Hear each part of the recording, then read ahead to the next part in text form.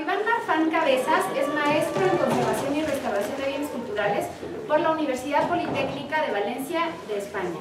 Realizó una pasantía en el seminario Taller de Escultura Policromada del ENCRIM, aquí en el INA, y es miembro titular de la Asociación Gremial de Conservadores Restauradores de Chile. Ha participado en diferentes proyectos de conservación y restauración de escultura policromada, retablos y portones, entre los que destacan la intervención del portón del Templo de Nuestra Señora de la Asunción de Amecameca, Estado de México, en el año 2014, en donde se estudió la aplicación de geles de disolventes a gran escala.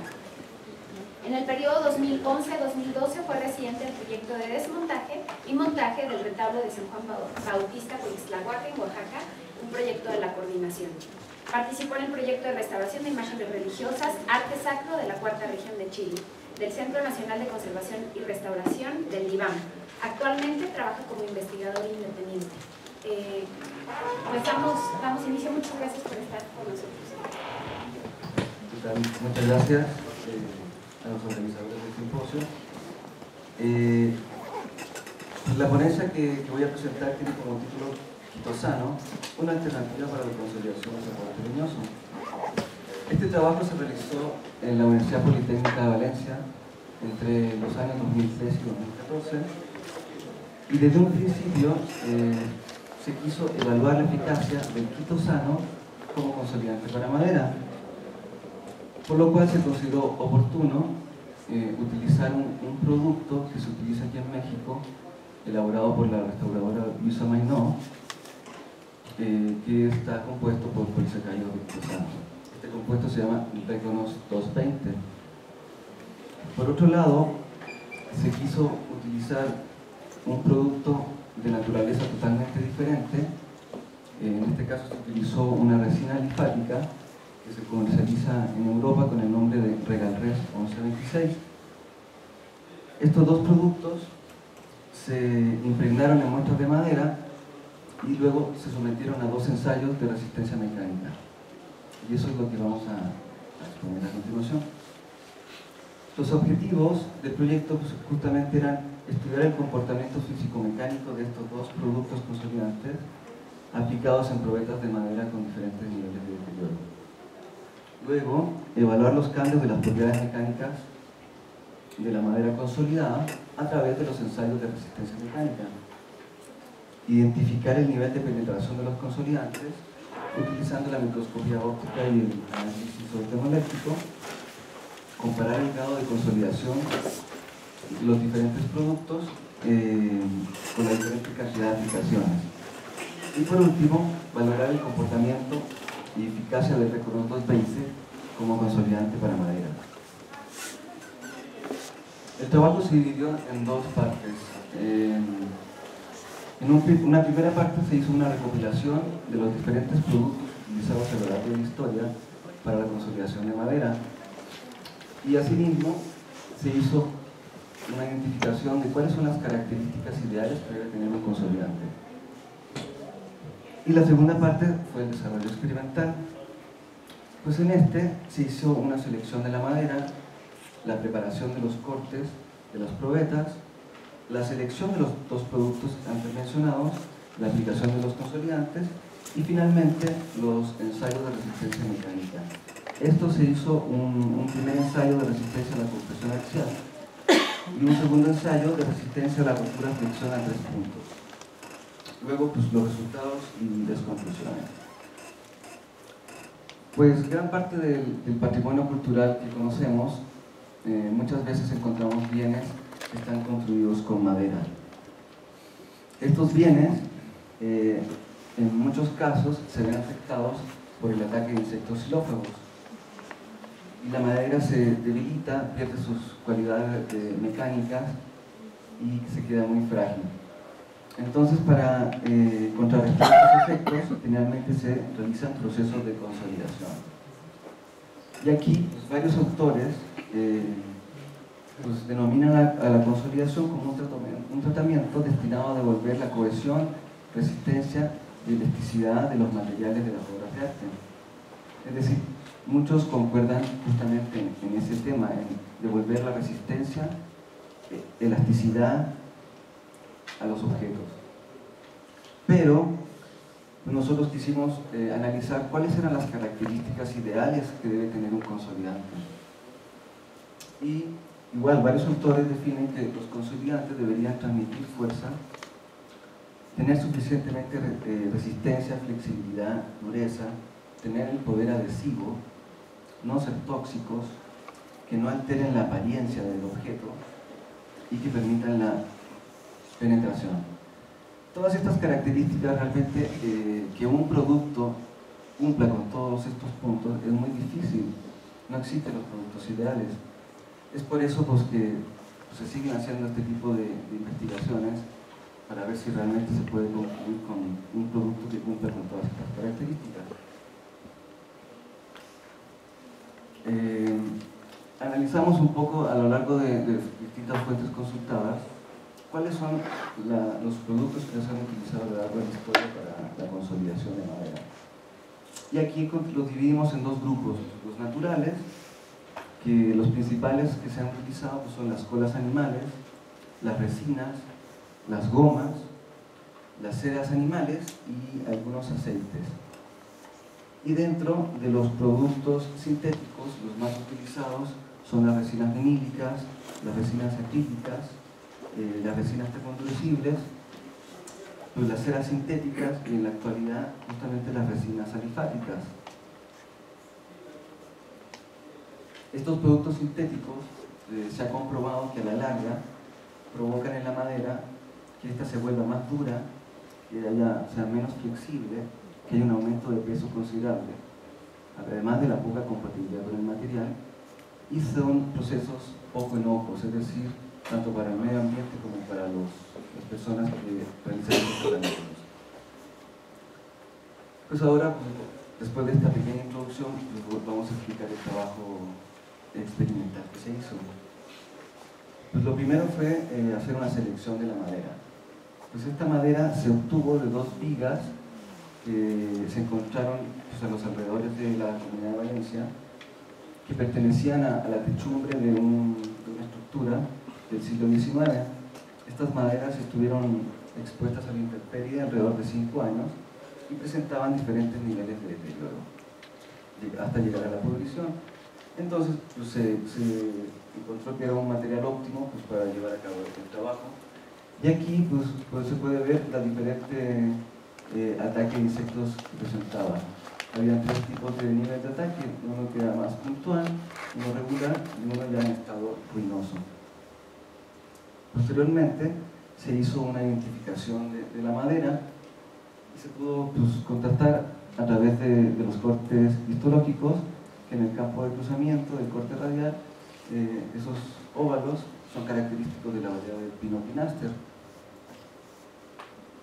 Posteriormente se hizo una identificación del ataque de insectos que presentaba la madera y se encontraban 2 tipos de ataque. Por un lado el ataque por Anodil punctatum y por otro el Lotopestis bajurus. En cuanto a la preparación de las muestras, aquí cabe señalar que para llevar a cabo todo este tipo de ensayos es necesario regular el trabajo a través de la norma. Nosotros ocupamos la normativa UNE, que es la norma que se ocupa en España para regular los ensayos que se realizan en tratamientos o en materiales. Entonces ocupamos pues, la primera norma para preparación de probetas, y en este sentido nosotros lo que hicimos fue aclimatar las probetas en una cámara de aclimatación hasta que la madera llegara a una temperatura interna de humedad del 12%, que es lo que establece la norma. Y entonces estas muestras de madera estuvieron 2 meses aclimatándose. Posteriormente, como íbamos a realizar 2 tipos de ensayos de resistencia mecánica diferente, teníamos que ocupar pues, diferentes normas. Entonces en el grupo 1, en el grupo A, perdón, se reguló a través de la norma de determinación de la resistencia a la compresión axial, y en el grupo B, para el ensayo de resistencia a la flexión es que ocupamos el ensayo de resistencia a la flexión estática, pero realmente, como no existen normativas para todos los tipos de ensayo, tuvimos que ocupar esta norma.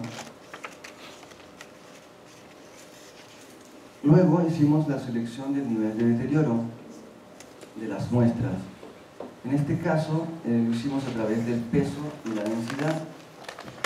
Entonces nos dio 3 grupos con diferentes niveles de deterioro. Pues el grupo 1 justamente que era como un ataque puntual, el grupo 2 un estado regular y en el grupo 3 que ya era el estado ruinoso. Para comprobar este tipo de selección se tomaron radiografías de las muestras para identificar justamente el nivel de deterioro. Y aquí tenemos pues, las muestras control, el nivel 1, el nivel 2 y el nivel 3 de deterioro. En cuanto a las sustancias consolidantes que se utilizaron, como se mencionó anteriormente, pues el Regal-Res 1126 es una resina alifática de bajo peso molecular que se obtiene un producto similar a la cera de parafina.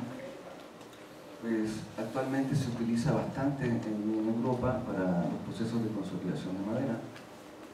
Y por otro lado, pues el Reconos 220 pues es un producto que se utiliza aquí en México, que está constituido por polisacáridos extraídos del quitosano, de la quitina, en ácido acético y agua de coco. En cuanto a la preparación de los consolidantes, se hizo una optimización para determinar las concentraciones. Y en el caso del Regal-Res 1126 se realizó en una disolución en White Spirit de 40 al 10% y en el Reconos 220 con alcohol etílico 1:1.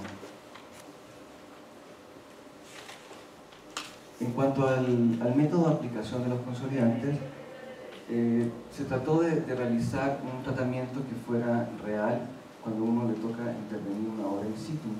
Es decir, muchas veces estamos limitados por la ubicación o el tamaño de la obra, no podemos realizar tratamientos de inmersión o cámaras de vacío. Entonces pues, se hicieron impregnación por goteo e inyección hasta que la madera alcanzaba la saturación total.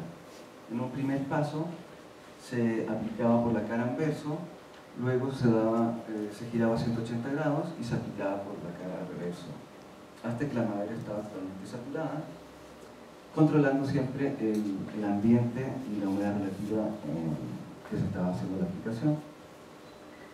Se pudo medir la cantidad de producto que se aplicó a cada grupo de probetas. Aquí podemos ver las probetas de color azul, serían con la resina alifática y verde con el producto de quitosano. Y fue muy superior el producto de quitosano, casi un 40% más, es decir, la madera absorbió mucho más Reconos 220 que el Regal-Res 1126. En cuanto a los resultados y discusión, como mencioné anteriormente, las maderas tenían que estar con una humedad interna del 12%, como estipula la normativa. Lo que se hizo fue entonces medir la humedad interna de las maderas antes y después del tratamiento.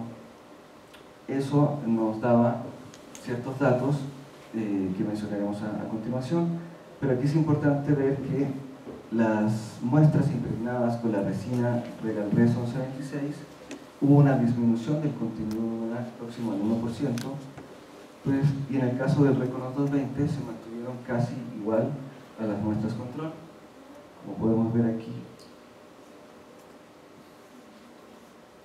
En cuanto a la densidad, sí, se hizo lo mismo, se midió la densidad antes y después del tratamiento y pudimos ver que en los dos casos hubo un aumento de la densidad. Esto pues está directamente relacionado con el peso. Lo mismo en el caso de la retención del producto en las muestras. Las muestras, una vez aplicado el producto, se volvieron a colocar en la cámara de aclimatación y se dejaron secar alrededor de 2 meses aproximadamente, hasta que alcanzaron a evaporar totalmente el producto. Y aquí podemos ver, después de las mediciones de peso, el producto de la resina y el producto del quitosano. Y vemos que hay una retención de residuo muy superior en las muestras con la resina respecto al quitosano, y eso pues tiene que ver directamente con el aumento de peso. O sea, prácticamente 7 veces más el Regalres 1126 respecto al Reconos 220. Posteriormente se hizo un análisis visual para identificar la penetración del producto en las probetas. Entonces estas se cortaron varios grupos de unas, las del lado izquierdo sería la resina, el Regalres 1126, y las del derecho pues el Reconos 220. Y en este caso pudimos ver que para los dos grupos había zonas con excretas virulentas donde no había realmente penetrado el producto en la zona central de la probeta. Posteriormente se hicieron microfotografías de los cortes transversales, tanto de las maderas en buen estado, como la madera impregnada con el quitosano y la madera impregnada con la resina alifática. Aquí podemos ver cómo el quitosano se va acumulando o reteniendo entre medio de las traqueidas, y en el caso de la resina, pues de igual forma, pero un poco más generalizado.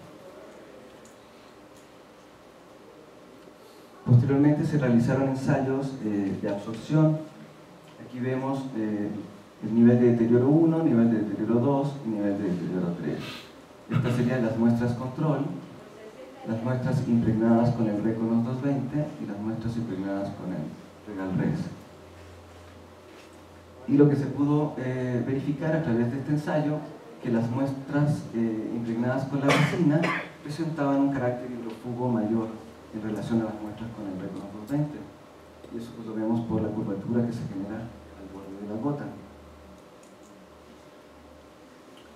En cuanto a la apariencia, los cambios de apariencia de las muestras antes y después del tratamiento, aquí tenemos el grupo de la resina y el grupo del quitosano. Y vemos cómo hay un cambio de apariencia antes y después del tratamiento, siendo un poco más marcados pues, en el grupo del Regalres.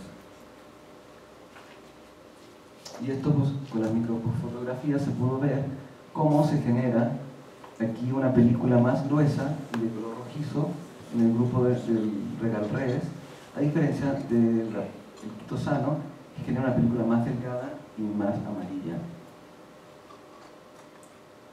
En cuanto a los ensayos de resistencia a la compresión axial, se utilizaron 117 probetas con dimensiones de 2 por 2 por 6 centímetros, y aquí pudimos ver que sí hubo una mejora de las propiedades mecánicas de la madera consolidada con los dos productos, siendo un poco similar en las muestras con la resina alifática. Esta sería la muestra control, la muestra con el Regalres y la muestra con el Reconos, y así sucesivamente dependiendo del nivel de deterioro. Y en el ensayo de resistencia a la rotura flexión en 3 puntos, aquí hubo una mejoría con los dos productos, siendo un poco más acentuado en el nivel 2 de deterioro, y en este caso sí fue un poco mejor el Reconos 220. Pues las conclusiones del trabajo, primero la densidad aumentó considerablemente para los dos productos, pero fue mucho más en el caso de la resina Regalres 1126. Lo mismo sucedió en la retención del residuo, en el cual hubo un 30% en la resina y un 10% en el Reconos 220. Se pudo estimar que la penetración fue regular para ambos casos. El caso en cuanto a la consolidación y cohesión, se puede estimar que fue buena, pero a mayor cantidad de aplicaciones mejoraría el nivel de consolidación. En cuanto a la permeabilidad, en este caso sí hubo una disminución de la permeabilidad en las muestras impregnadas con la resina alifática, y las muestras con el Reconos 220 se mantuvieron prácticamente igual a las muestras control. Hubo un cambio de apariencia en los dos, siendo un poco más acentuada en las muestras con el Regalres 1126. Y en cuanto a la toxicidad, se puede decir que el Regalres es más tóxico, ya que se hace una nueva disolución con el white spirit, que tiene un cierto porcentaje de aromático y por eso pues, se considera que es más tóxico. En cuanto a los ensayos de resistencia a la compresión axial, ambos productos mejoran la resistencia mecánica de la madera. Esto se vio un poco más acentuado en las muestras con el consolidante Regal Res 1126 y en el caso de la resistencia a la resistencia de la rotura flexión a 3 puntos, hubo una mejora con los dos productos consolidantes, pero se vio un poco más acentuado en el nivel 2 y en las muestras aplicadas con el Reconos 220. En cuanto a las consideraciones finales, se puede estimar que el Reconos 220 mejora la resistencia mecánica de la madera una vez que se consolida, no genera un cambio de la permeabilidad de la madera y no genera un cambio significativo de peso. Pero pues, al ser una mezcla que tiene cierto porcentaje de agua, que es acuosa, a veces no es recomendado en todos los casos. Y en cuanto al Regal Res 1126, mejora las propiedades mecánicas de la madera, principalmente en el ensayo de compresión axial. Sí aumenta de peso considerablemente y sí hay una disminución de la permeabilidad. Se cree que este proyecto de investigación, más bien esta metodología que se utilizó para estos productos, se podría aplicar a otros productos y así tener otros parámetros de comparación. Y pues sí quedan muchas líneas abiertas a partir de esto para seguir investigando. Así que gracias por su atención.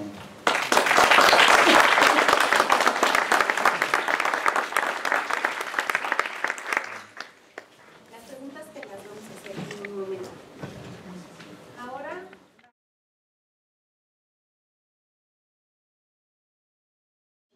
como biólogo y teniendo una carrera técnica de laboratorista clínico, ingresa a formar parte del laboratorio de biodeterioro del CENCROPAM de Lima en el año 2011, en el cual ha desarrollado diagnósticos y tratamientos de las diversas obras que ingresan al laboratorio, así como obra fuera del CENCROPAM, en el que se han empleado diversos métodos para el tratamiento de obra artística. Ha tratado diversas obras, entre las que se encuentran los murales ubicados en el Centro Scott Mural Los Tejedores de Pedro Martínez, en San Miguel de Allende, Guanajuato, obras pertenecientes a diferentes colecciones del INBA como Roberto Montenegro, además de archivos y obras de museos del INBA como el Museo Nacional de Arte, el Museo de Arte Moderno y el Museo del Estado. Muchas gracias. Hola, muy buenos días a todos. Bueno, el tema que les voy a presentar yo, ahora sí que no es como investigación, sino es el uso que nosotros le hacemos. Y como decían al principio, no es como una innovación, sino algo que ya está en el mercado y que estamos empleando nosotros para nuestro, obviamente, beneficio y ayuda para la conservación y restauración de las obras de arte. En este caso, bueno, es el uso y adecuación de productos industriales en la industria alimentaria a las labores de diagnóstico y tratamiento del biodeterioro en obra artística. Aquí, bueno, para empezar a definir un poco lo que es el biodeterioro, es todo aquel daño bueno, sí, daño causado o se puede decir también cambio en la estética de una obra. Es lo que nosotros manejamos. Aquí también es producido, bueno, que es producido por microorganismos o insectos o algún tipo de animales. Muchas veces, y lo que pasaba anteriormente, y en muchos casos, era que se veía el daño, pero no se veía realmente porque era provocado. Mucho pasaba con las tablas, ¿no? Que con las tablas con carcoma lo que veían, tenían los orificios, lo primero que hacían, taparlo, mientras el insecto seguía trabajando por dentro de la madera. Así que bueno, en parte de lo que trabajamos aquí es ver todas esas características, ver también la parte en la que el insecto llega a atacar o el hongo llega a estar ahí, ver por qué se produjo, ¿no? También esto se debe mucho a lo que es las características o el material constitutivo de las que vienen las obras, que muchos de ellos son materiales orgánicos, como lo es la madera, el papel, las telas, entre otras cosas. Bueno, aquí tenemos unos ejemplos de lo que es un carcoma y bueno, algo ya bastante dañado que es una obra de papel. Bueno, los organismos principalmente que afectan a lo que es la obra artística, de empezar desde los microorganismos que pueden ser tanto hongos como levaduras o algunas bacterias. Estas las podemos identificar, bueno, obviamente al microscopio. También tenemos algunos insectos, como son algunas hormigas, el pececillo de plata, que también a muchos les ocasiona ahí problema, y los derméstidos, ¿no? O polillas de la lana. También, bueno, tenemos lo que son los insectos xilófagos, de los que ya hablaron, que principalmente nosotros atacamos lo que son la colóptera, isóptera, que son termitas, y el carcoma. Y también, bueno, en algunas ocasiones las otecas de las cucarachas son las que más comúnmente encontramos sobre las obras. Algunas veces, bueno, también el daño provocado puede ser por roedores, por murciélagos. Obviamente el guano para muchos de ustedes creo que es bastante mal, ¿no?, que aparezca. Y bueno, para erradicar esto normalmente se utiliza el método químico, los pesticidas como comúnmente se le conocen, y aquí, bueno, tenemos su clasificación, que la clasificación puede ser por su naturaleza química, por la especificidad del organismo, la acción y la formulación en el uso del pesticida. Bueno, aquí está la clasificación, pueden ser en 4 patas, o en 4 diferentes clasificaciones. Bueno, son organofosfarodo, organoflorados, carbamatos y piretroides. Por lo general nosotros en el laboratorio ocupamos los piretroides porque son con niveles menos tóxicos. Ahí, por ejemplo, aquí tenemos ya, bueno, la clasificación ya por especificidad, se llama para cierto organismo, como son las hormigas o las termitas, puede ser insecticidas, bactericidas o fungicidas, dependiendo ya. Herbicidas, por ejemplo, hay un herbicida ahorita que ya sacaron y que era como que el más común, que lo sacaron ahorita ya del mercado, que era el gliosofato. No sé si ustedes han oído hablar de él para eliminar algas o alguna cosa así, pero este era el más utilizado. De hecho se le conoce, bueno, en el campo se le conoce como faena, ¿no? Este ahorita se le acaba de denominar que está prácticamente, bueno, a largas exposiciones, y ahorita ya está produciendo cáncer a las personas. Pues hay que tener cuidado con todo esto. Bueno, ahora también por la acción, los insecticidas o pesticidas se clasifican así: por contacto, por inhalación, por fumigantes o por ingesta. Eso se pueden poner así como, bueno, las diferentes formas en las que se puede aplicar el producto. Y por último, la formulación o el uso, que es ya las presentaciones en las que viene. Algunos vienen granulados, otros vienen ya como cebos, especialmente como para las ratas o cucarachas, el cual se deja el cebito por ahí, la rata va, lo consume, se lo lleva a las demás ratas para que siga toda la cadenita y se vayan muriendo todas juntas. Eso es por lo que se pueden ahora sí que clasificar los pesticidas, ¿no? Y esta es, bueno, la clasificación que tiene según la OMS, que obviamente el extremadamente tóxico pues es el rojo, altamente tóxico en amarillo, moderadamente tóxico en azul y ligeramente tóxico en verde. Les comentaba que los que manejamos nosotros son ligeramente tóxico y moderadamente tóxico.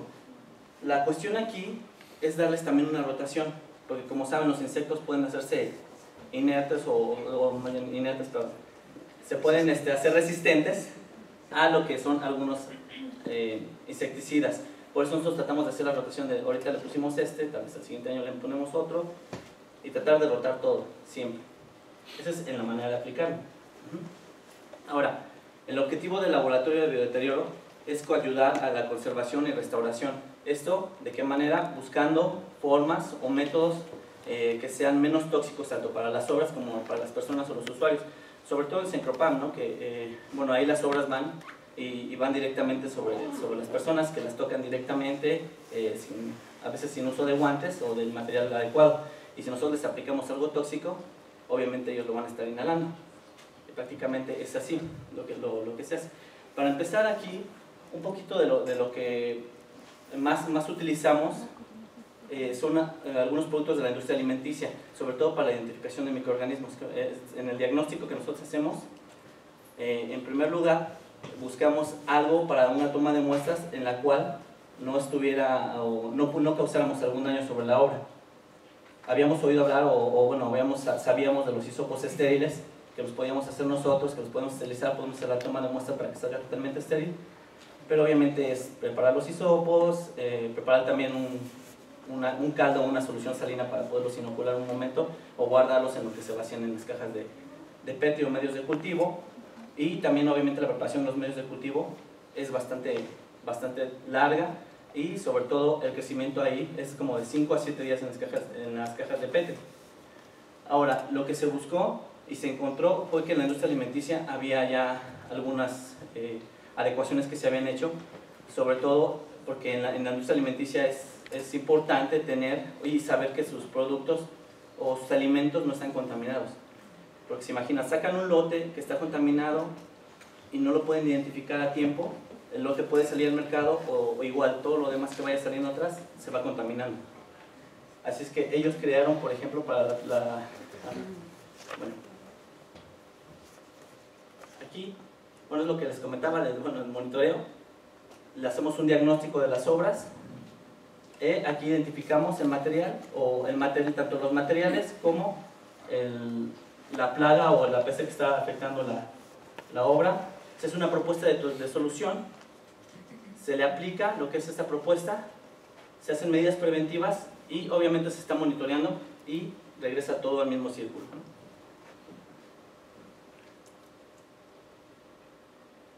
Para aquí es donde, bueno, lo que les quería mostrar que ya nos hizo por los QuickSap. Estos nos evitan o nos ahorran muchísimo tiempo y sobre todo esfuerzo, ¿no? Ya que ya viene preparado y no hay que preparar nada, se puede hacer la toma tanto en seco como en fresco, ya viene esterilizado. Ahora bien, dentro de las características que tienen es ese caldo del éter, que aunque por ejemplo ustedes hayan puesto algún desinfectante, este inhibe el desinfectante, las características que tiene este caldo, y obviamente propicia el desarrollo de microorganismos para que se mantengan ahí. El uso de bueno, pues es entonar lo que es el caldo del éter cuando ya se tomó la muestra con el hisopo y revolverlo para que las esporas o las bacterias se liberen dentro del algodón del hisopo y se pueda inocular. Para esto también 3M creó lo que son las placas Petrifilm. Estas placas obviamente ahorran mucho espacio, ahorran tiempo porque ya están preparadas con un agar deshidratado, el cual directamente desde el hisopo le podemos agregar el mililitro y en aproximadamente 48 horas ya tendríamos algún resultado fiable, muy confiable para lo que son bacterias. Ahora aquí la cuestión con la identificación de bacterias, nosotros solamente podemos llegar a lo que es gram negativas o gram positivas. Realmente a lo que no se puede porque tenemos que tener todo un equipo y obviamente muchísimos reactivos para poder realizar unas pruebas bioquímicas. Aquí lo que también tenemos lo que son las placas de 3M, también son Petrifilm, pero estas son para hongos y levaduras. Estas igual, el crecimiento son en 2 a 3 días por mucho, y también de aquí podemos identificarlos. Estos sí los podemos identificar al microscopio con mucho mayor facilidad porque son de un tamaño mucho más grande. Y bueno, hacerse la toma de muestra para hacer la identificación, como pueden ver, son los puntos. Estas básicamente son para conteo de colonias formadoras tanto de bacterias como de hongos. En las placas de hongos, por ejemplo, se pueden ver los puntos negros, que estos son de hongos. Cuando son más claritos, como en azul o azul verdoso, esas son las levaduras. Desde ese momento ya las va identificando, o sea, tú ya puedes identificar desde aquí. También para bacterias puedes detectar todas esas acidolácticas, ¿no? Todas las bacterias acidolácticas, que esas obviamente sí son un poquito más graves, o se utilizan mucho en la industria alimentaria para fermentar algunas cosas, ¿no? Sobre todo la leche. Y aquí se pueden identificar si tienen. Obviamente, pues esta es una toma que se hizo y bueno, después de 24 horas ya había crecimiento, o sea, ya podíamos identificarla. Eso te ahorra muchísimo, porque como les comentaba, en lo que son las cajas Petri puedes esperar de 5 hasta 7 días, ¿no? Para que te crezca algo. Aunque nosotros ya tengamos definidos o ahorita hasta el momento hemos desarrollado más o menos entre 15 y 20 medios de cultivo diferentes, esto aplicándolo para lo que son las diferentes sustratos de lo que lo tomamos, ¿no? De que sea de óleo, de que sea de madera, de que sea de papel. Todo esto lo utilizamos dependiendo de qué es o el lugar donde estamos tomando la muestra, sobre muro o sobre roca. Por eso hemos desarrollado diferentes métodos. Pero obviamente este es el más rápido y sobre todo lo ocupamos porque hay veces que nos llega la obra, prácticamente te la quieren para exposición, hay que sacarla y no tienes tiempo para hacerle una buena identificación, ¿no? Si se la pueden llevar en 2 o 3 días si tú ya no le hiciste nada porque la tenían que presentar allá, Y así con esto ya podemos tener la identificación, tratarla en el momento y para que esté libre, ¿no? Y bueno, los tratamientos de desinfección que utilizamos, aquí básicamente eso sí ya no utilizamos nada tóxico para las personas ni para la obra. Tratamos todos estos que sean inertes. Utilizamos lo que es la luz ultravioleta, el sistema de anoxia desinfección y la aplicación de desinfectantes cítricos. Obviamente muchos por aquí conocen el citricidin o el citric, ¿no? Ahorita, bueno, ya se dieron cuenta, más bien los de Corpo Citric ya se dieron cuenta que funciona para la restauración y ya se sacaron su Citric Restauración. Es por eso, porque este Citric es tan bueno que pues obviamente no deja ningún residuo bien, visible hacia la obra o hacia el objeto. Esto lo hemos podido aplicar de manera de aspersión, de contacto con una esponja, en termonebulización o nebulización simple, ¿no? Nada más con una brisita directamente sobre la obra sin causarle ningún daño ni afectación al usuario. Esta prácticamente se puede seguir tocando la obra o las cosas que se pueden aplicar con el Citric prácticamente o inmediatamente, ¿no? Sin ningún problema para las personas y tampoco para la obra. Nada más que también hay cuestiones de que, o hay cosas que no podemos nosotros humedecer, como lo es el papel. Para el papel lo que hemos utilizado, y obviamente viendo todo lo desarrollado con luz ultravioleta y que lo vimos, como lo es el purificado de agua, ¿no? No tiene su purificadora de agua que es con luz ultravioleta, ¿no? Este es debido a que la luz ultravioleta o los rangos de 240, 256, 254 nanómetros es cuando la luz ultravioleta puede ser más dañina para las personas. Es de la luz que nos tenemos que cuidar. Hace un tiempo alguien estaba utilizando, o más bien en Caballete estaban utilizando la luz ultravioleta, pero lo utilizaban con dos lámparas, ¿no? Una es de onda corta y la otra es de onda larga. La de onda larga es la normalmente que se conoce o como que se ponen en los micros o en los antros, ¿no? Esa es la de onda larga, esa no causa ningún daño. Ahora, la onda corta lo que tiene es una penetración de aproximadamente 2 milímetros, pero con esos 2 milímetros esa onda te puede romper las paredes celulares o las membranas celulares o así que de las células, valga la redundancia, las puede romper y esa es la que a muchas personas les causa cáncer. O sea, ahora les comentamos a las personas del taller, obviamente ya no la usan, ya la usan con más cuidado, porque si era fácil para ellos, porque así ellos revisaban y lo hacían. Ahora, también el tiempo de exposición que debe de tener, lo sacamos conforme a la exposición que se tiene en el agua. Se tiene que tener un tiempo determinado y también la potencia que tiene la lámpara. Para eso, bueno, ya hicimos una fórmula y la adecuamos a nosotros. Y bueno, más o menos lo que aplicamos la luz ultravioleta son como de 4 a 5 centímetros de papel durante 5 segundos. Esta luz se aplica si la dejamos, vamos pasando poco a poco para que vaya desinfectando. Obviamente, para corroborar todo este tipo de tratamientos, volvemos a hacer la toma de muestra en el lugar, volvemos a hacer toda la inoculación para volver a verificar que realmente se está esterilizando la zona afectada. Aquí también, bueno, lo del sistema de anoxia, ese es un sistema que bueno, no sé, algunos de ustedes ya conocen que la anoxia para lo que es el carcoma. Lo que nosotros aplicamos aquí es que, bueno, la anoxia tiene que tener un gas y normalmente el gas es muy seco, así que se tiene que poner un poco de humedad. Lo que aplicamos aquí es que esa humedad, nosotros le aplicamos el desinfectante, lo que es el Citric, al 10%, para que se mantenga una humedad, pero de desinfectante dentro de la bolsa. Esto lo aplicamos durante 15 días. Posteriormente se le realiza otra vez el toma de muestras para verificar el tratamiento. Hasta el momento no nos ha resultado ninguna que no haya funcionado. Todos esos tratamientos los hemos verificado y han funcionado para nosotros. Ahora, el sistema de anoxia, tal vez muchos conozcan a la maestra Gabriela, de aquí de la INCRIM. Ella fue la que le hizo recomendaciones al Cencropam hace años para lo que sería un sistema de anoxia, que era con gas nitrógeno, obviamente con unos envases, los cuales contribuían la humedad para poderla mandar hacia el oxígeno, ¿no? Bueno, hacia la bolsa y liberar todo ese oxígeno. Ahora, la maestra Gabriela ya había hecho así como un paquete, ¿no? El oxímetro que necesitabas, el tanque, los matraces, el plástico, Y en eso obviamente el costo es bastante elevado, ¿no? El costo del generador o de esto. Teníamos muchísimos problemas porque, haga de cuenta, se nos acababa a nosotros un tanque de gas y nos tardaban de 10 a 15 días en comprarnos el otro. El problema es de que se para durante ese tiempo y prácticamente cuando te compran el tanque de gas tenías que volver a empezar.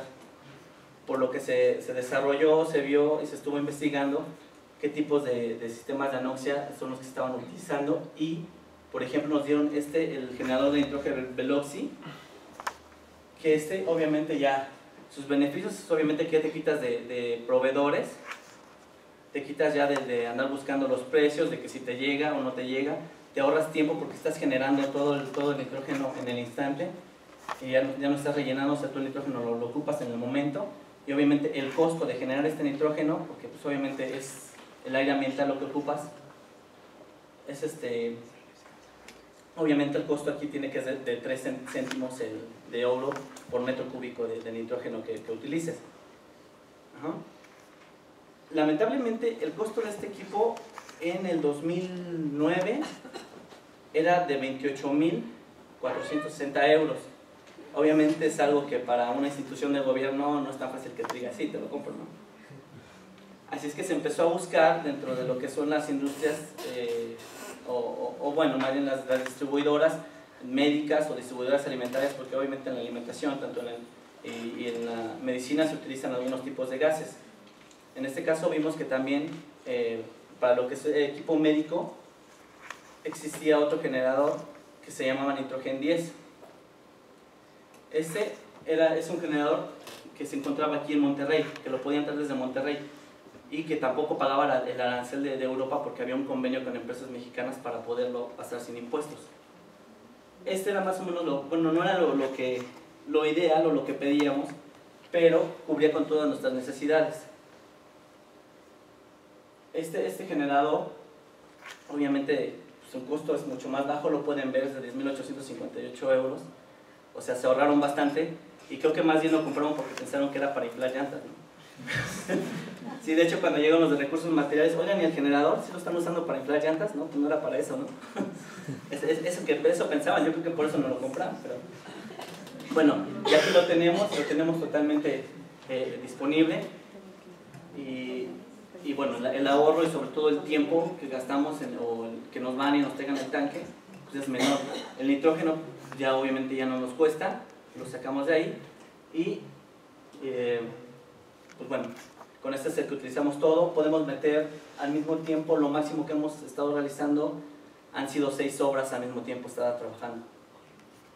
Ahora la capacidad que tiene, o te puede sacar un porcentaje del 99.9% de oxígeno, pero eso requiere que que sea puro, perdón. Pero eso requiere demasiado tiempo y demasiado aire ambiental que estar ocupando para poderlo jalar. Eso no nos funciona a nosotros. Nosotros lo utilizamos que sea al 0.3% de oxígeno, o sea, no tan puro, al 97% se puede decir de pureza de nitrógeno. Ahora, para esto, para los sistemas de anoxia se utiliza un plástico barrera. El plástico barrera, normalmente los que lo utilizamos aquí, o que más común, son bueno, no se alcanza a ver, pero es el Film Pack 1193. Esto obviamente porque tiene 3 capas impermeables o permeables al oxígeno. Estos materiales obviamente no se hacen aquí en México, son empaques que se hacen en Europa o en Estados Unidos, y que un film pack de este tipo con 50 metros y 90 centímetros de alto tiene un costo aproximadamente de 25,000 pesos. Ahora, aquí lo que se hizo fue estar buscando quién podría hacer empaques de este tipo aquí en México, y se fue hasta convenciones y ahora sí de empacados de alimenticios y todo esto, y se encontró uno el cual cumplía con todas nuestras necesidades, que era este film laminado. Este film laminado tiene 3 capas, es muy similar al film pack, lo único que lo hace diferente es que le hace falta un recubrimiento de aluminio. También la parte de lo que es bueno en es de que es flexible. El otro es un poco más rígido y no puedes hacer tantas cosas con él, ¿no? No puedes hacer tantas formas. Sobre todo hay cosas tan pequeñas o algunas esculturas que no puedes darles toda la forma adecuada para que puedas tener una buena cápsula. Y este plástico sí es muy flexible, lo puedes hacer de diferentes formas. Aquí está una de las casetas grandes y obviamente que es un pequeño cuadro, ¿no? de 30 centímetros que se hace y en el cual nosotros podemos trabajarlo sin ningún problema. Y el ahorro de este plástico pues prácticamente es del 1000%, porque tenemos que cuestan 6 rollos, porque no nos venden menos, pero 6 rollos de este plástico nos cuestan en 28,000 pesos. Es casi lo que nos cuesta un rollo del otro. Obviamente aquí es mucho más ligero, es más delgado y su contenido pues es mayor, ¿no? Son más de 50 metros los que contiene el rollo, tiene 52 metros nada más. Bueno, eso sería todo.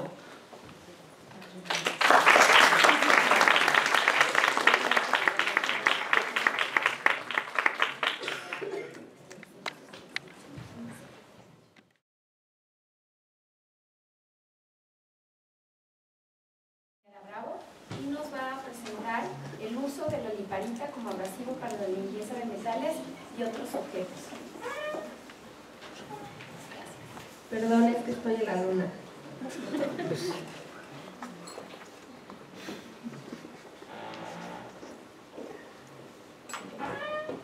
Bueno, pues yo les voy a hablar de Lipabras, que es una pasta abrasiva que yo diseñé a partir de una ciencia aplicada.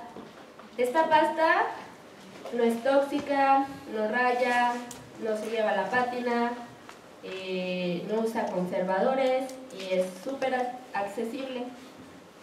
Así como se lo estoy diciendo, parece como un producto milagroso de la televisión y realmente es algo mucho más complejo de lo que uno puede leer en un folleto.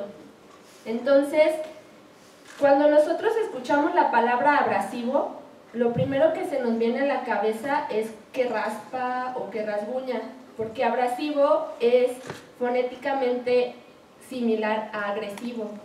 Entonces ya nuestro subconsciente está como predispuesto a que tú escuchas esa palabra y como que es como rechazable.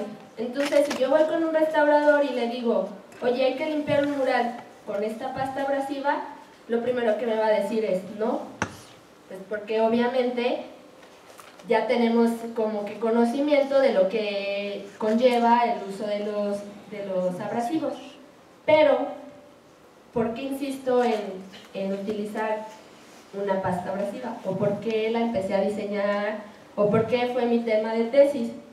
Porque cuando yo era estudiante me tocó trabajar en varios lugares, entonces cuando uno es estudiante y llega como nuevo y no sabe nada y está aprendiendo, asume que el restaurador que está a su cargo tiene todo el conocimiento, o sea que todos los materiales que él utiliza ya están probados científicamente y eso funciona.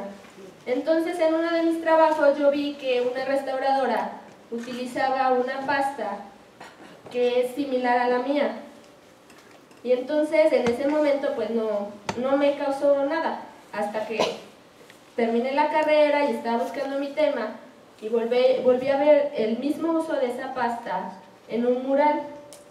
Entonces estaba quitando con la pasta velos salinos, entonces yo me alarmé, la verdad, porque dije, pues entonces agarren un estropajo y lo tallamos y da igual, lo limpiamos como en casa. Entonces ya a raíz de eso me fui como que metiendo en los abrasivos y yo quería entender o saber por qué ella utilizaba el abrasivo de esa forma. Entonces en el camino de buscar pues la respuesta me encontré con más problemas. Entonces la primera es que cuando nosotros como restauradores nos traen un objeto, lo primero que queremos hacer es luego hay que limpiarlo. Bueno, en cuanto a intervención, ¿no? Entonces, quieran o no, terminamos usando un abrasivo, ya sea lijas, bisturís, lo que sea, es un abrasivo. Entonces, hay muchos errores en el uso de los abrasivos.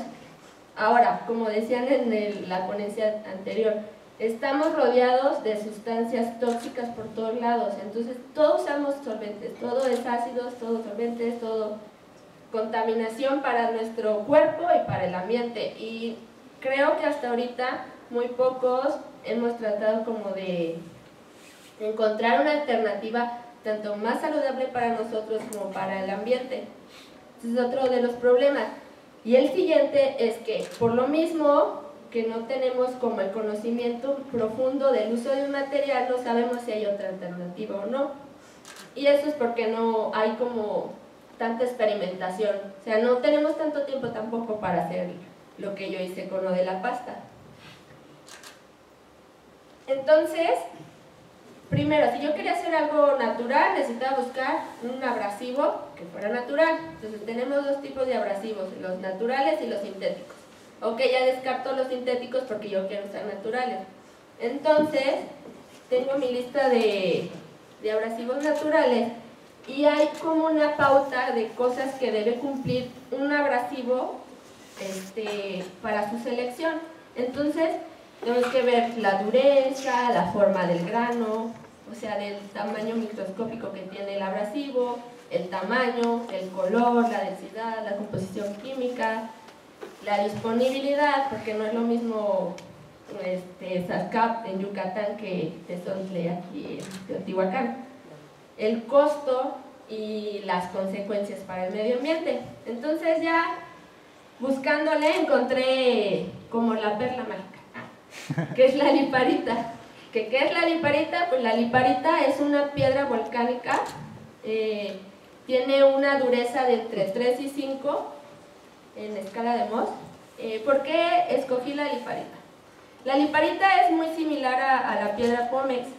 Lo que la hace diferente de la piedra pómex, o sea, las dos vienen juntas, pero si ustedes tienen una piedra pómex y liparita, la liparita cuando la raspan entre sí se empieza a hacer gránulos más pequeños cada vez, y la piedra pómex, si la frotan ustedes, se va puliendo.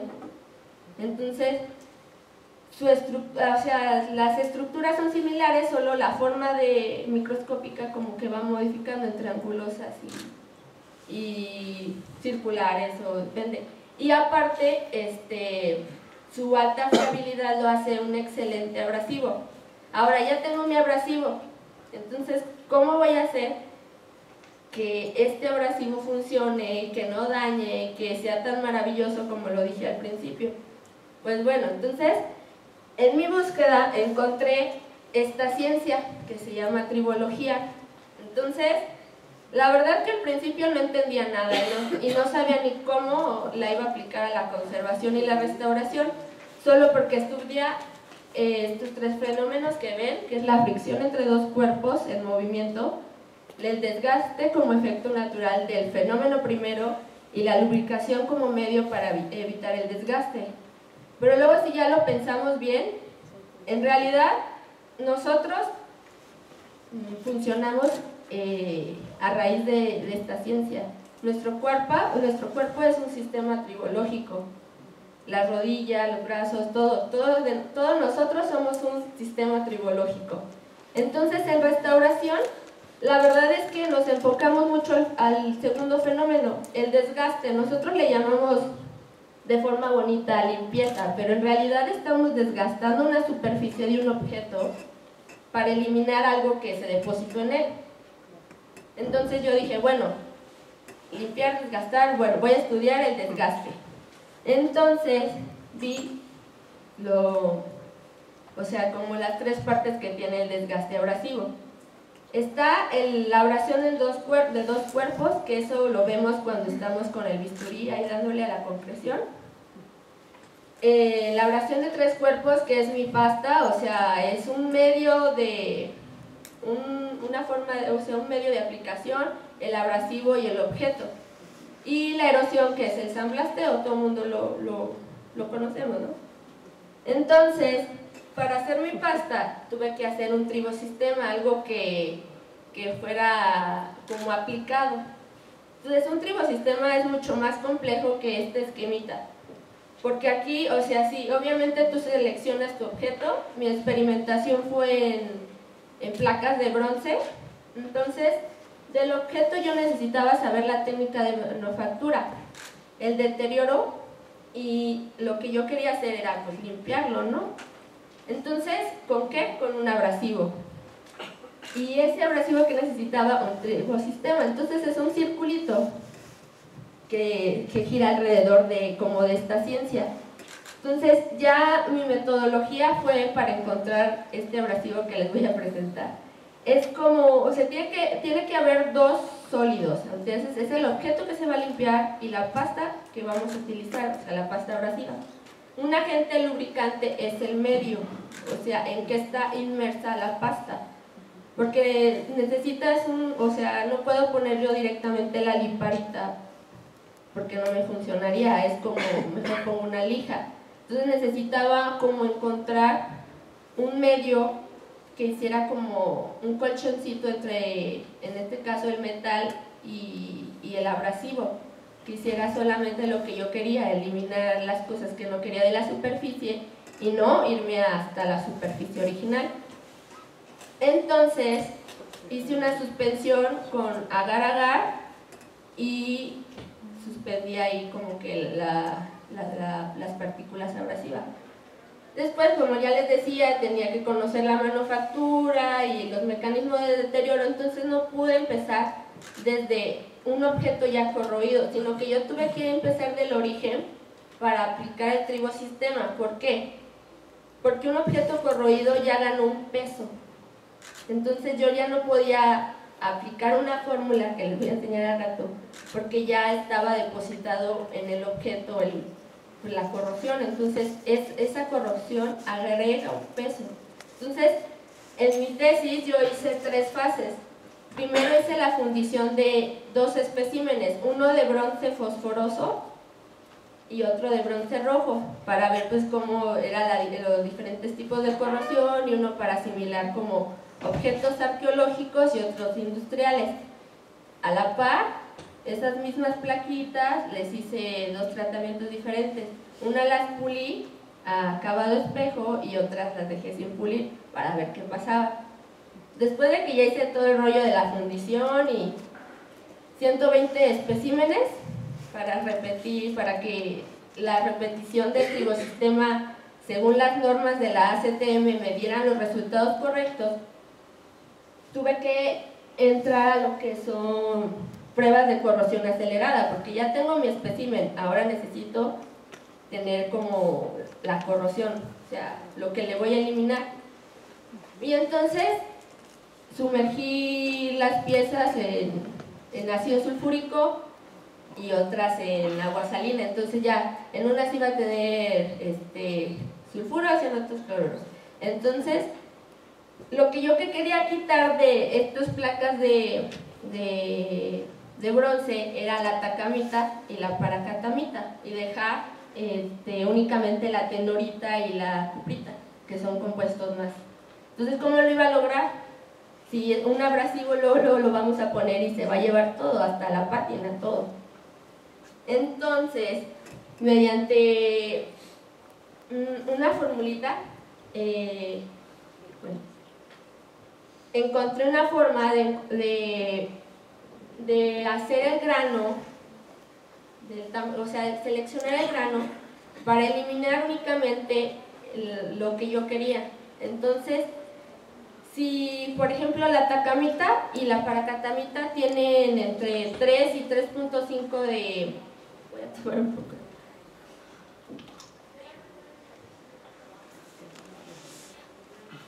Perdón. Si la paracatamita y la tacamita tienen entre 3 y 3.5 de dureza en la escala de Mohs, yo necesito un grano que me elimine eso. Entonces la tenorita tiene una dureza de entre 3 y 5. Y yo dije, no, pues a lo mejor la mía salió de 5 y no me la va a eliminar el abrasivo. Entonces empecé haciendo pruebas. Hice 5 pastas. 3 las realicé con liparita. Otra la hice con policlear para sustituir el seriul porque está demasiado caro. Y el otro, el óxido de aluminio, que todo el mundo lo utilizamos en la limpieza de metales. Entonces, mi forma de limpieza fue igual, guiada en las normas de la ACTM, Todas tuvieron que ser limpiadas de esa forma. Cada placa se sometía a 300 revoluciones por minuto, o sea, 300 pasaditas con un cepillito de dientes, pues para que la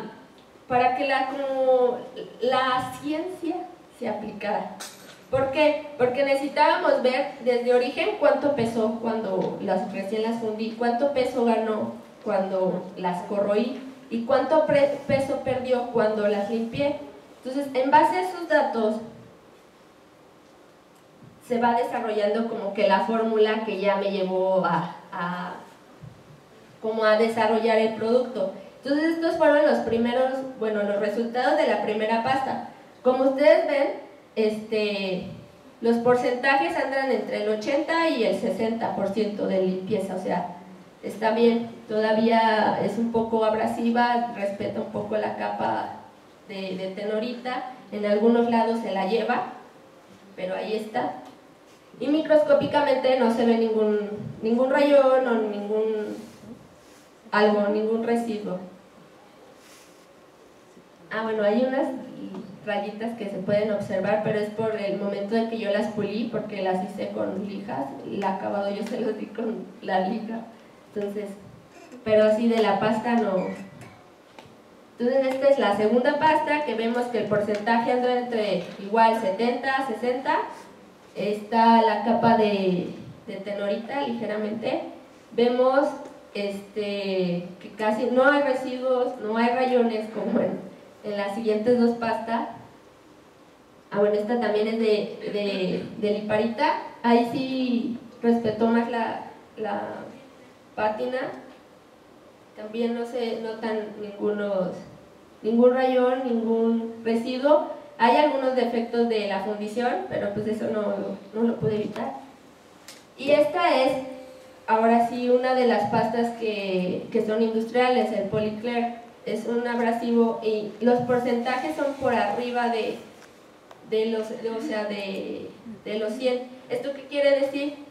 Estadísticamente esta pasta de capa, o sea, ya no te lleva solo lo que tienes en la superficie, sino que se lleva un poco más. Entonces deja residuos y vuelve como a oxidar tu metal, tu material. Y el óxido de aluminio es muy curioso, que funcionó, o sea, el tamaño del grano, pero sí deja residuos en la superficie y cambia la coloración. Por eso es muy importante que al seleccionar un abrasivo uno esté como consciente del color que tiene, porque a la hora de retirarlo va a dejar residuos y tú vas a decir, no, pues sí me respetó la pátina, pero el óxido de aluminio es gris, entonces no sabes si en realidad te lo respetó o si no. Entonces, todo este rollo es para llegar a esto. La verdad, tuve que hacerlo todo para que esta constante de desgaste la pudiera yo aplicar posteriormente. Entonces, con esta formulita, ahora yo ya puedo hacer una predicción de un desgaste. Entonces, si yo soy una persona X y mi frasco dice, en el caso de la pasta 4, que la constante de desgaste son 3.5 milímetros cuadrados en un segundo, pues no la voy a utilizar. Es obvio, ¿no? No la voy a utilizar porque sé que si en eso me va a desgastar en unos segundos de una revolución que yo le esté dando, entonces ya no es necesario que la use, o sea, que me arriesgue a utilizarla. Entonces, más o menos la tribología es lo que yo quería como aplicar, como tener una pasta abrasiva que todo el mundo la pudiera utilizar. Y digo, ¿por qué todo el mundo? Porque hay muchas personas, ejemplo en el caso de los que trabajan en parques y jardines, que tienen a sus señores trabajando y les dan lijas y lo que quieran. Entonces ellos no van a estar conscientes de lo que tienen que limpiar y de si se van a llevar la pátina o si no se la van a llevar. Ellos lo van a limpiar porque así les dijeron.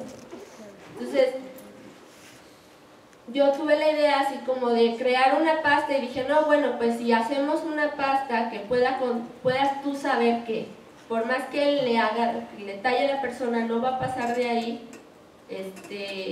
o sea, es como una ayuda para todos. Digo, como una cosa muy como soñadora, pero se puede aplicar. Entonces, yo tengo nada más estos tres niveles de granos experimentados. La verdad estoy todavía así como, sigo experimentando, por eso no la he sacado ni la he patentado, porque se necesita más estudio. Y esta misma pasta la he aplicado en otras cosas que me han permitido mis colegas restauradores. Entonces,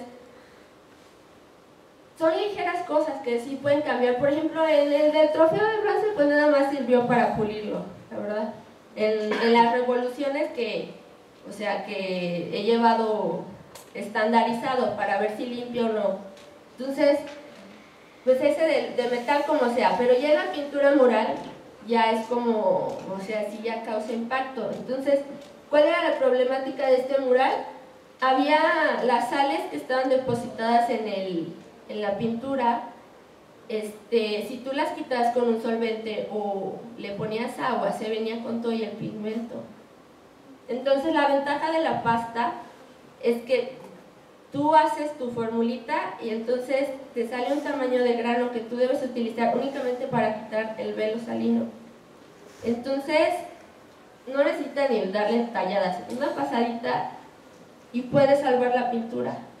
Entonces esta es una de las pruebas, la verdad falta más desarrollar.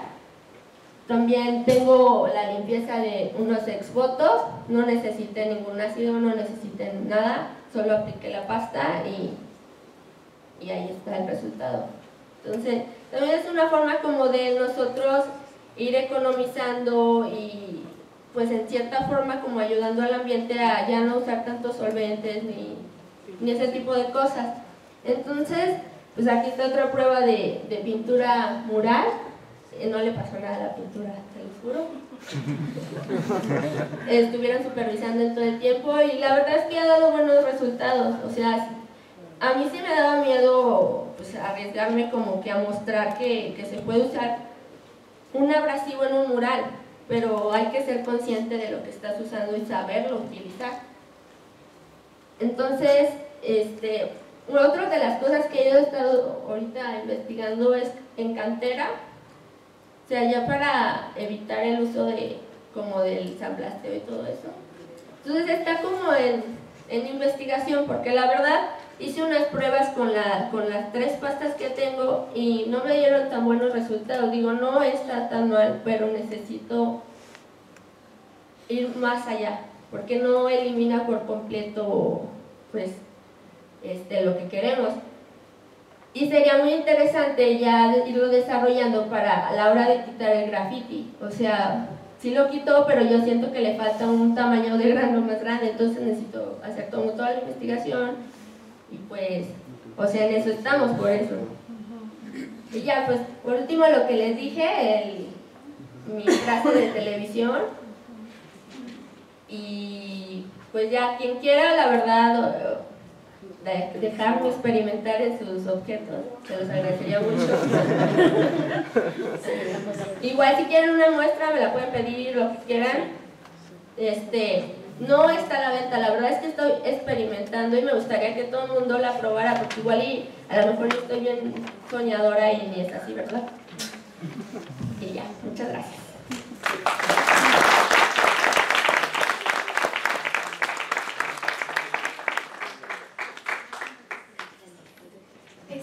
No te bajes, por favor, si pueden venir Pablo y José, somos con nosotros.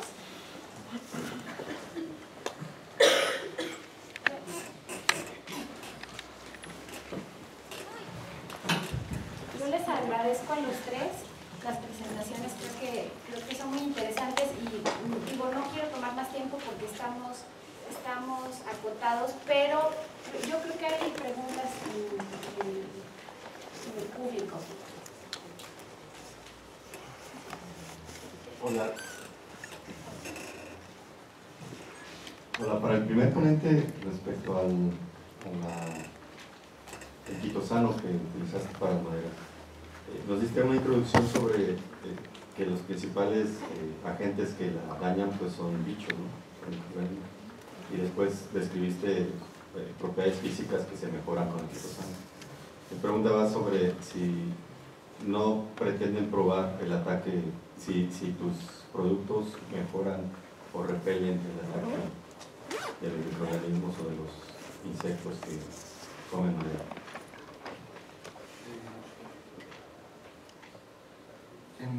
En un principio, en realidad no se hicieron, las muestras no se sometieron a ningún tipo de fumigante,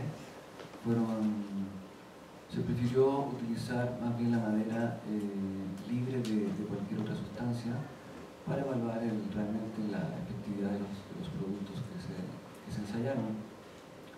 Pero tengo, según los estudios que se hicieron, conocimiento de que el quitosano tiene ciertas propiedades repelentes. Entonces, hay varias investigaciones que demuestran que cuando tú aplicas el quitosano, los insectos ya no atacan esa madera. Entonces, es posible que a futuro sea muy conveniente realizar tratamientos conjuntos, tanto de resistencia como de efectos repelentes o fumigantes.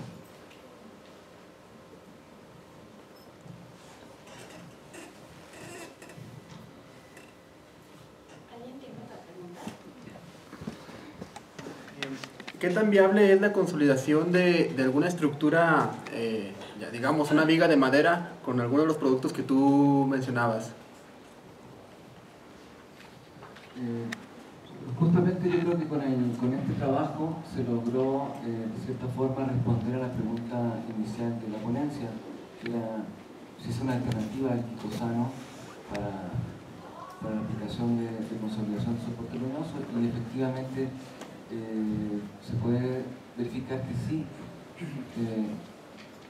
Las vigas generalmente, como no tienen capas de policromía que puedan ser afectadas por el ruido acuoso, pues es muy recomendable que con varias aplicaciones de este producto se llegue a una consolidación bastante buena, a diferencia de algunas otras obras que sí tienen como una escultura o donde hayan estratos pictóricos que luego pueden ser susceptibles a ser dañados por el medio acuoso.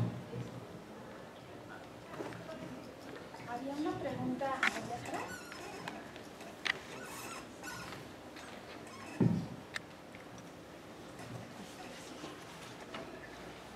Igual para Pablo Iván, tengo algunas dudas. Bueno, para empezar, no sé si me puedes explicar qué reacción química ocurre cuando tú aplicas el consolidante material a nivel microestructural para que el material pueda tener una resistencia mecánica o una mejor resistencia mecánica.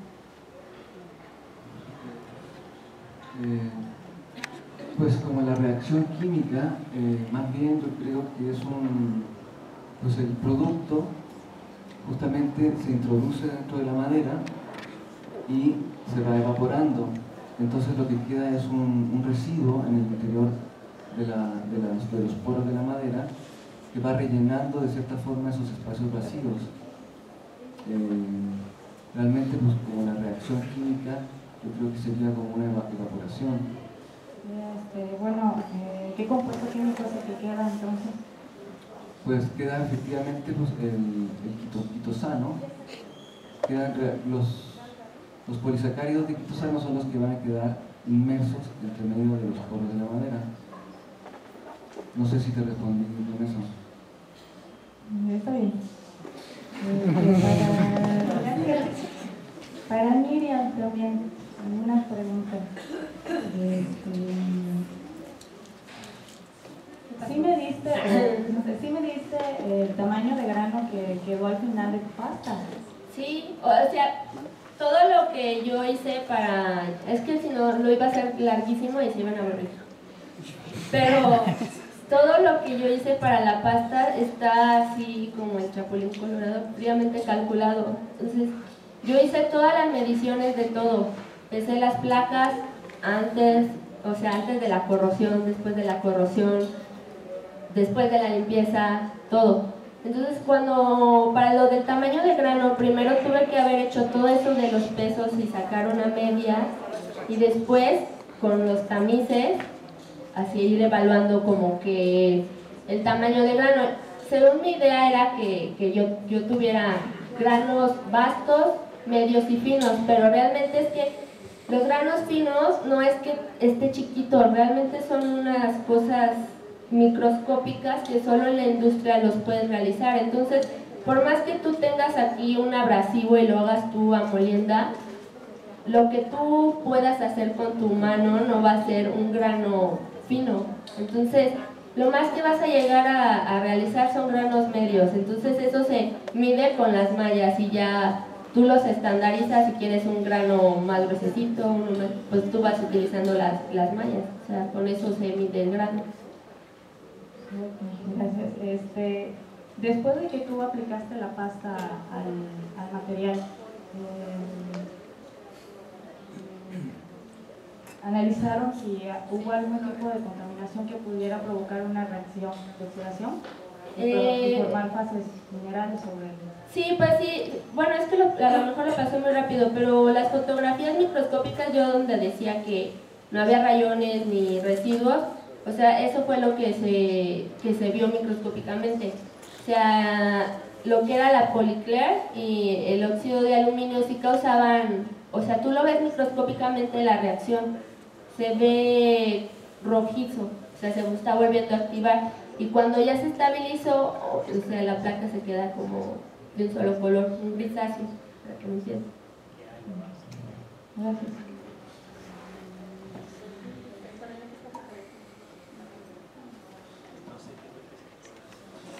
Para Miriam también. Para Miriam también, sí, hola. ¿Qué tipo de pruebas realizaste en la superficie después de aplicar tu pasta? ¿Cómo? ¿Qué tipo de pruebas realizaste en la superficie después de aplicar tu pasta?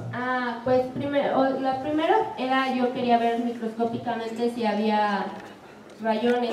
Después de eso me fijé, por ejemplo, en las placas que no estaban pulidas, igual con el microscopio, si no yo me había llevado, o sea, si yo ya las hubiera, con el abrasivo las hubiera pulido, porque por ejemplo, en una escultura, pues tienes muchas irregularidades.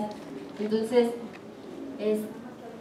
pues en una placa no puedes observar si te llevan las irregularidades porque es plano. Entonces, alternativo a eso, que no alcancé a anexar, fue un estudio de unas monedas.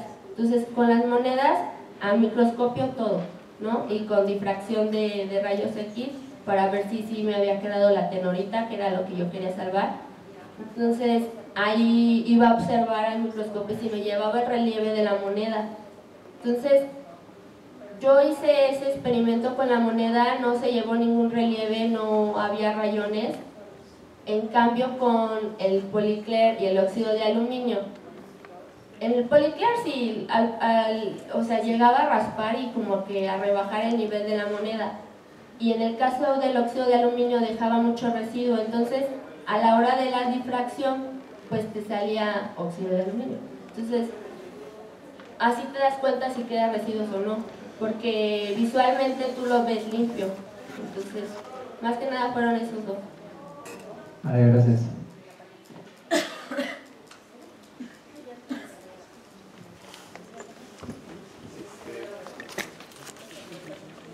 Y bueno, para ti también una pregunta.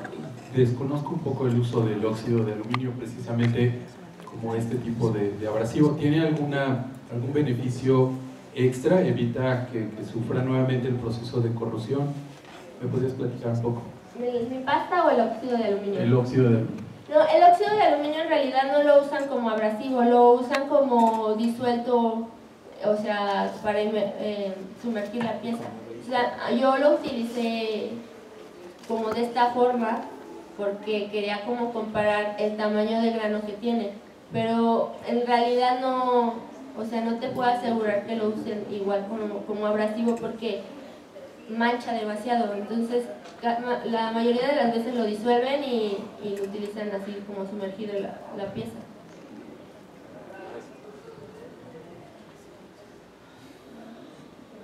Les agradezco muchísimo a José, a Miriam y a Pablo. Creo que Creo que la verdad es de reconocer el trabajo que están haciendo, el ser meticulosos, sistemáticos para estar probando los productos y para compartir esa información con nosotros. Creo que queda ahí trabajo y preguntas que habría que hacerles puntualmente. Me quedo yo pensando en el uso, por ejemplo, y cómo les está funcionando la anoxia, por ejemplo, con hongos, ¿no? Ese es uno de los problemas que tenemos acá en la coordinación. Pero bueno, les agradezco muchísimo. Vamos a tener un receso de unos 5 o 10 minutos para después ya presentar, van a venir ya algunas empresas y nos van a presentar algunos de los productos que están desarrollando para el trabajo en conservación. Muchísimas gracias.